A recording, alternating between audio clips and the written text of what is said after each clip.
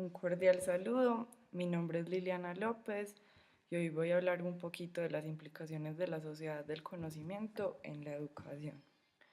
Entonces, como para empezar a hablar de que a partir de la revolución industrial la sociedad se ha transformado a un ritmo vertiginoso y especialmente pues en los últimos años el Internet y las herramientas tecnológicas han significado grandes transformaciones y han impactado cada una de las esferas de las relaciones sociales, la economía, la política, la forma en la que nos comunicamos. E incluso puede decirse que esas transformaciones han tenido pues efectos en la cultura. En la actualidad entonces se habla frecuentemente de la sociedad del conocimiento y de la sociedad de la información. Por ello hablaré inicialmente de las características de cada una. Entonces, cuando hablamos de la sociedad de la información se concibe de diferentes maneras, desde diferentes autores. Así para algunos de ellos se puede hablar de una sociedad de la información en la medida en la que la organización social es transformada por la acción de las nuevas tecnologías de la información y mencionan que en ese caso se puede hablar de una sociedad del conocimiento. Para otros autores como Castells, la capacidad de penetración de las TIC en todos los ámbitos de la vida humana han servido como punto de partida para analizar la nueva economía, sociedad y la cultura en formación. Sin embargo, él también menciona que la tecnología no determina la sociedad ni la sociedad está determinando el cambio del curso tecnológico, sino que entre ambas se establece un modelo complejo de interacción. También se reconoce el término de sociedad postindustrial, en el que se plantea que el conocimiento será el nuevo eje articulador de esta sociedad y los servicios basados en el conocimiento serán el nuevo eje de la economía. Con el informe de Bangemann se desarrolla un significado complejo de lo que es la sociedad de la información de esta manera. Entonces se dice que es una revolución basada en la información, la cual es en sí misma expresión del conocimiento humano, y que esta revolución dota a la inteligencia humana de nuevas e ingentes capacidades y constituye un recurso que altera el modo en el que trabajamos y convivimos. La educación, la información y la promoción desempeñarán necesariamente un papel fundamental. Esto es textual. Entonces, hasta este punto es claro que lo que se ha llamado la sociedad de la información ha tenido un claro impacto en la vida, en la vida en sociedad. Pero entonces también cabe un planteamiento formulado por Renan Vega Cantor en el texto denominado La sociedad del conocimiento, una falacia del capitalismo contemporáneo, en la cual él se cuestiona si realmente estamos en una era en la que los recursos naturales ya no son tan importantes y lo que realmente cobra importancia es el conocimiento y la información. En ese sentido, entonces, cabe reconocer que el término de sociedad de la información responde a los intereses del modelo neoliberal y que si bien se ha presentado como un término amigable, entonces cabe preguntarse, ¿qué tan estrecha está la brecha digital para permitir que los beneficios de la sociedad de la información nos toquen a todos? A mi modo de ver, las brechas son grandes y lastimosamente, y como se revelan diversas investigaciones, la sociedad de la información ha estado al servicio del modelo neoliberal que se preocupa más por el mercado que por el bienestar social. Entonces, por otro lado, se tiene la sociedad del conocimiento, que para muchos engloba lo que la sociedad de la información no puede hacer, pues no puede englobar. Por un lado, cuando se habla de la sociedad del conocimiento, se parte de la premisa de que efectivamente la sociedad ha tenido transformaciones desde la aparición de las nuevas tecnologías de la información y la comunicación. El concepto de sociedades del conocimiento trae de manera implícita esas transformaciones por las cuales ha pasado y sigue pasando nuestra sociedad. La manera en la que nos comunicamos con los otros, cómo nos relacionamos con el mercado, la obtención de bienes y servicios, todo se sigue transformando. Y es por ello que desde la UNESCO se propone que en la sociedad del conocimiento el enfoque se debe dirigir al desarrollo humano y al respeto por los derechos humanos. Debe estar enfocada en disminuir las brechas de desigualdad que siguen imperando en nuestra sociedad, y así la educación entonces se articula como un eje transformador de las sociedades.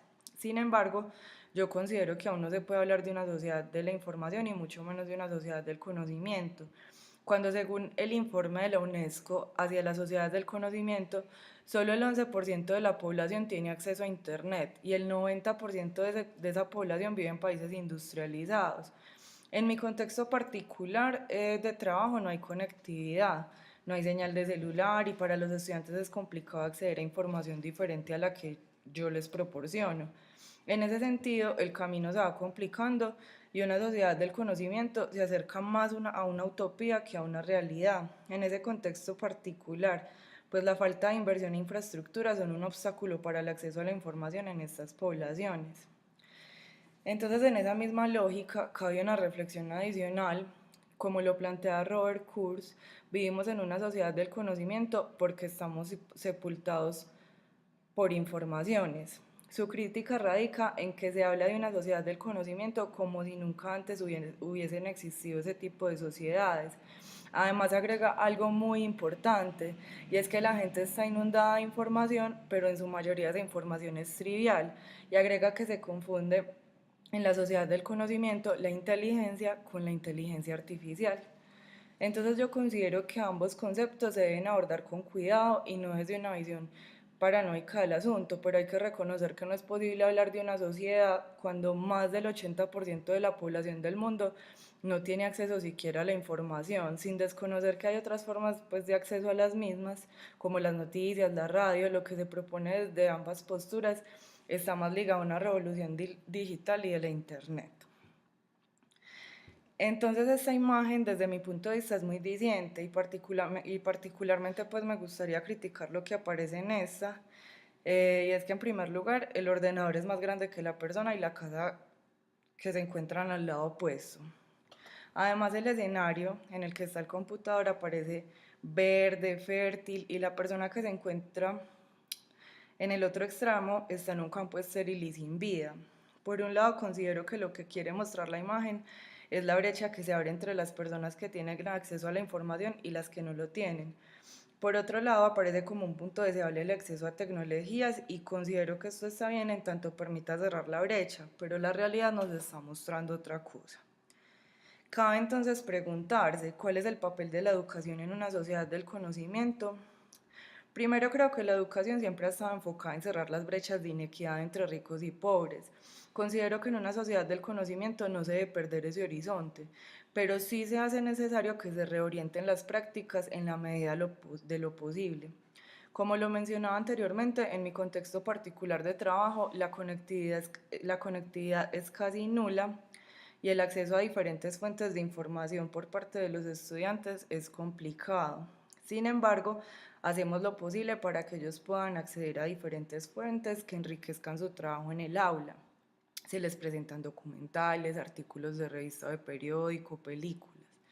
Ahora, es claro que la educación tampoco debe perder el foco del sentido crítico, no caer en lo que mencionaba Kurz, sepultarnos de informaciones, sino enfocarnos en el manejo apropiado de la información que recibimos, saber qué desechamos y qué guardamos para nuestra vida. Como se menciona en varios documentos, la tecnología ha moldeado de manera diferente la forma en que aprendemos y considero que es muy positivo incluir las herramientas TIC en el aula de clase, ya que permiten que los estudiantes se acerquen a otras maneras de aprender y considero que es positivo que ellos tengan un papel más activo en el proceso de enseñanza-aprendizaje. El maestro entonces no es un transmisor o administrador de la información, sino que se da el lujo de aprender a la par con sus estudiantes. Sin embargo, y a pesar de lo bonito que suena, no se deben desconocer ciertas realidades que aquejan muchos de los contextos de nuestro país. Pero también ahí está la magia, pensar cómo hacemos llegar a nuestros estudiantes todas esas herramientas que brinda una sociedad del conocimiento. Y esto cuando aún a nivel mundial se sigue pensando en cómo garantizar acceso a la educación a muchas personas que aún no la tienen, cuando todavía existen diferencias en el acceso a la educación entre los diferentes géneros, cuando se sabe que las mujeres tienen un menor acceso a la educación que los hombres.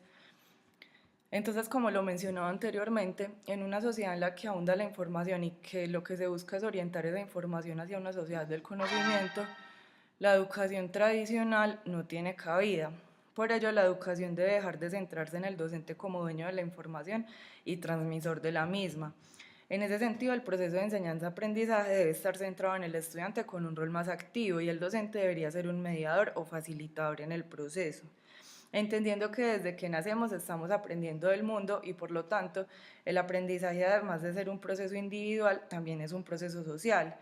Entonces, en ese sentido, se debe propender por incentivar las relaciones sociales y no enfocar la educación hacia la competencia o el logro individual.